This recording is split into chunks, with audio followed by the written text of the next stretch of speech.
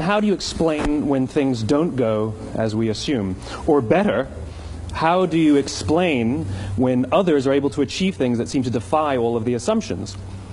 For example, why is Apple so innovative? Year after year after year after year, they're more innovative than all their competition. And yet, they're just a computer company. They're just like everyone else. They have the same access to the same talent, the same agencies, the same consultants, the same media.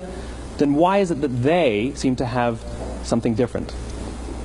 Why is it that Martin Luther King led the civil rights movement? He wasn't the only man who suffered in a pre-civil rights America, and he certainly wasn't the only great orator of the day. Why him? And why is it that the Wright brothers were able to figure out controlled powered manned flight when there were certainly other teams who were better qualified, better funded, and they didn't achieve powered manned flight, and the Wright brothers beat them to it? There's something else at play here.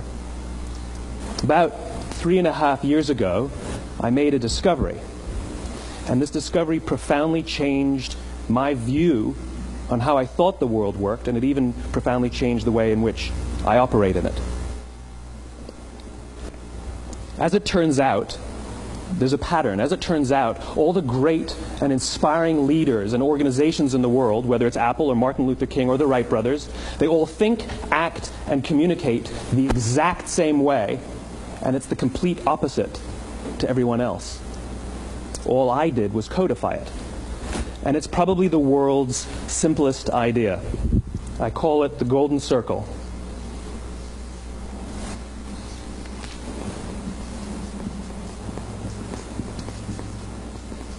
Why, how, what?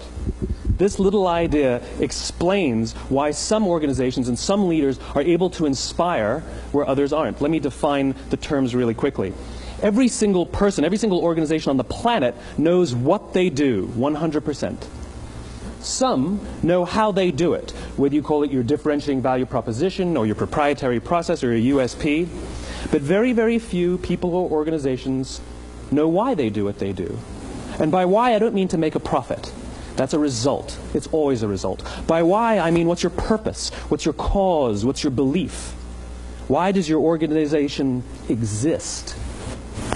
Why do you get out of bed in the morning? And why should anyone care?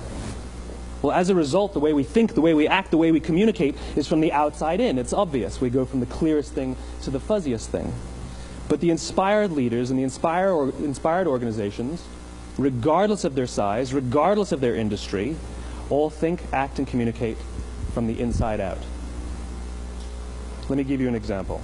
I use Apple because they're easy to understand and everybody gets it. If Apple were like everyone else, a marketing message from them might sound like this. We make great computers. They're beautifully designed, simple to use, and user-friendly. Want to buy one? Meh. And that's how most of us communicate. That's how most marketing is done, that's how most sales is done, and that's how most of us communicate interpersonally. We say what we do, we say how we're different or how we're better, and we expect some sort of behavior, a purchase, a vote, something like that. Here's our new law firm. We have the best lawyers with the biggest clients. We have, we always perform for our clients, do business with us. Here's our new car. It gets great gas mileage. It has, leather seats. Buy our car. But it's uninspiring. Here's how Apple actually communicates. Everything we do, we believe in challenging the status quo. We believe in thinking differently. The way we challenge the status quo is by making our products beautifully designed, simple to use, and user-friendly. We just happen to make great computers. Want to buy one? Totally different, right?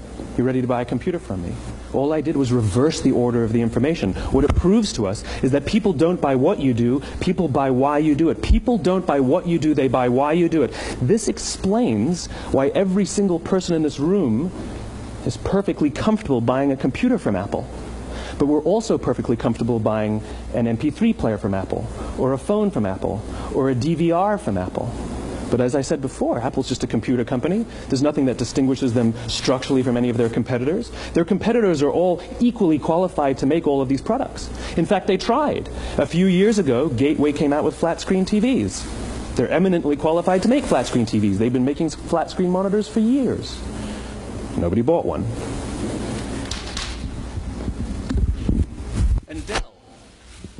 Dell came out with MP3 players and PDAs. And they make great quality products, and they can make perfectly well-designed products, and nobody bought one. In fact, talking about it now, we can't even imagine buying an MP3 player from Dell. Why would you buy an MP3 player from a computer company? But we do it every day. People don't buy what you do, they buy why you do it. The goal is not to do business with everybody who needs what you have. The goal is to do business with people who believe what you believe.